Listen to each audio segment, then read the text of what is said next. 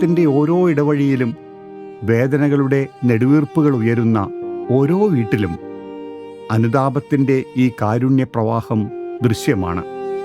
മാറാരോഗങ്ങളും വാർദ്ധക്യവും തളർത്തിയ ആയിരങ്ങളിലേക്കെത്തുന്ന alpha palliative കെയറിൻ്റെ home care ടീമുകൾ അന്തസ്സോടെ സ്വന്തം വീടുകളിൽ കഴിയാൻ ആയിരങ്ങളെ പ്രാപ്തരാക്കുന്നു.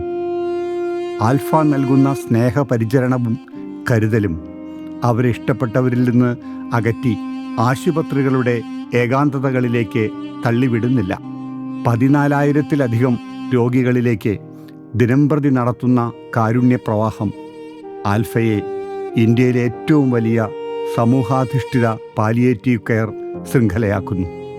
മാനവികതയിൽ കെട്ടിപ്പടുത്ത ആൽഫ പാലിയേറ്റീവ് കെയർ മതങ്ങൾ, പ്രത്യയശാസ്ത്രങ്ങൾ, സ്ഥാനമാനങ്ങൾ എന്നിവയെ അംഗീകരിക്കുന്നതിനൊപ്പം അതിനേക്കാളുമുപരി മനുഷ്യൻ്റെ വേദനയെ തീവ്രമായി പരിഗണിക്കുന്ന ഒരിടം കൂടിയാണ്. എന്നിരുന്നാലും ആൽഫയുടെ പരിചരണത്തിലിരിക്കുന്നവരിൽ ഏകദേശം 12% പേർ അവരനുഭവിക്കുന്ന കഠിനമായ വേദന, ശ്വാസതടസ്സം തുടങ്ങിയ ശാരീരിക ബുദ്ധിമുട്ടുകളാൽ വീടുകളിൽ കഴിയാൻ പറ്റാത്തവരാണ്. ഇവർ എത്തിപ്പെടുന്നതാകട്ടെ വിവിധ ICUകളിലും ജീവൻ രക്ഷാ യന്ത്രങ്ങൾ നിയന്ത്രണം ഏറ്റെടുക്കുകയും ഇഷ്ടപ്പെട്ടവർ അകലുകയും ചെയ്യുന്ന ഒറ്റപ്പെടലിൻ്റെയും വിഹുലതകളുടെയും ദിനങ്ങളിലേക്കും.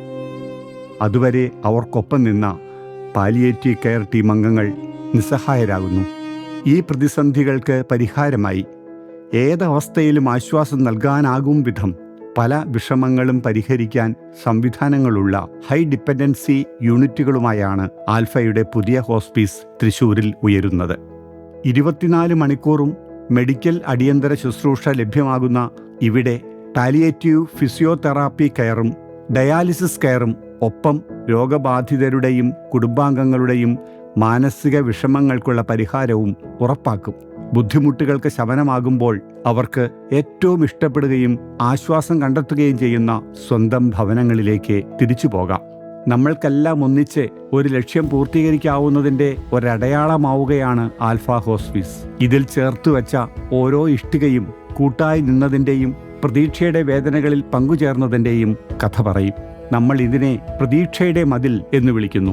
1000 രൂപ നൽകി ഓരോ ഇഷ്ടികയും സ്പോൺസർ ചെയ്തുകൊണ്ട് നിങ്ങൾക്കും ഇതിൽ പങ്കുചേരാം.